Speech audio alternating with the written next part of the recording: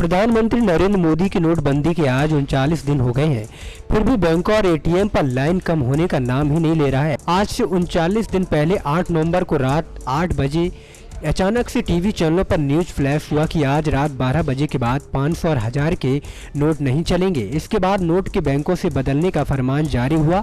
उसके लिए भी लंबी लंबी लाइन लगती रही, बाद में वो भी बंद हो गया। अब केवल 31 दिसंबर तक लोग अपने अपने खातों में पुराने 500 और 1000 के नोट जमा करवा सकते हैं। वहीं बैंक से पैसे निकलवाने के लिए भीड़ भी खत्म होने का नाम नहीं ले रही है।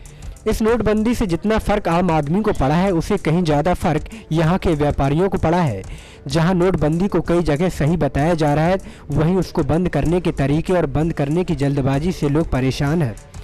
व्यापारियों का व्यापार बिल्कुल ही चौपट हो गया है। जहां आम आदमी थोड़े में गुजारा तो कर रहा है, लेकिन व्यापारियों की बिक्री न होने से उन्हें ये आम जिंदगी काफ़ी मुसीबतों का सामना करना पड़ रहा है।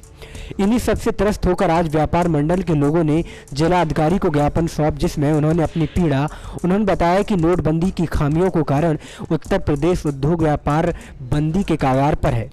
जिन व्यापारियों ने उधार माल बेच रखा था, वो पुराने नोट लेकर आ रहे हैं और ना लेने पर उधारी ना देने की धमकी दे रहे हैं, जिससे व्यापारियों की उधारी डूबने का भारी मात्रा में खतरा है। हम सरकार से इतना चाहते हैं कि बैंकों से पैसा निकालने की सीमा समाप्त कर दी जाए। बैंकों में 500 नोटों की आपूर्ति बढ़ाई जाए, जो धन खाते में पहले जमा कराए गए हैं।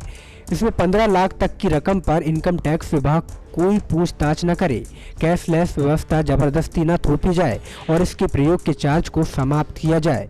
सभी राजनीतिक दलों पर भी आयकर कानून लगाना चाहिए। नरेश गोयल, जिला अध्यक्ष, उत्तर प्रदेश उद्योग व्यापार प्रतिनिधि मंडल कच्छल ग्रुप। आज आदरणीय प्रधानमंत्री जी ने जो पिछले 8 तारीख को नोटबंदी का फरमान सुनाया था, 500 और 1000 के नोट को बंद करने का काम किया था, उससे व्यापारियों का व्यापार चौपट हो गया है।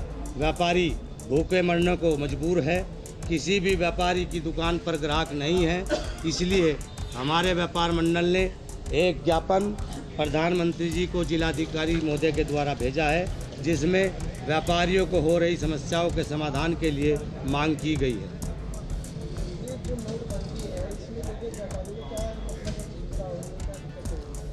व्यापारियों को सबसे बड़ी असुविधा ये है कि जब व्यापारियों के पास पैसा नहीं होगा तो वो थोक बाज़ार से माल खरीदने की स्थिति में नहीं है, और जब देश के मजदूर और किसान के पास पैसा नहीं होगा तो वो बाज़ार में रिटेल व्यापारी से सामान खरीदने की स्थिति में नहीं है।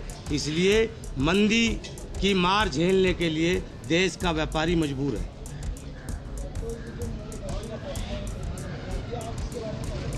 नोटबंदी का फैसला गलत था। इस नोटबंदी के फैसले से मोदी जी 2-3 बात कह रहे हैं। मोदी जी कह रहे हैं कि भ्रष्टाचार खत्म होगा, लेकिन हमारा मानना है कि नोटबंदी से भ्रष्टाचार और ज़्यादा बढ़ गया और आगे भी 30 तारीख के बाद इनकम टैक्स के भेड़िए व्यापारियों को नोच नोच कर खाने का काम करेंगे।